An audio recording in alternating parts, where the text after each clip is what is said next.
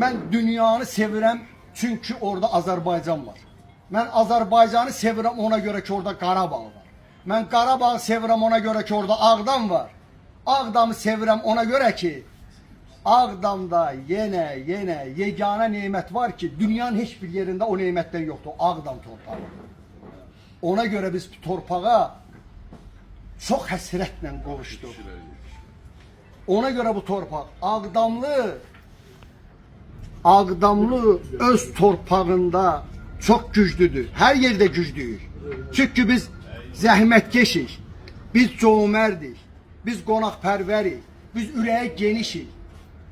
Sadəcə hamınıza can sağlığı arzulayıram. Bu gözəl gündə bir yerdə olduğumuz üçün hamınızdan fəxr eləyirəm. Hamınızı bir bağrıma basıram. Allah bu birliyi daha geniş maştabda bizlərə qismət eləsin. Allah Taala ölənlərimizə rəhmət eləsin.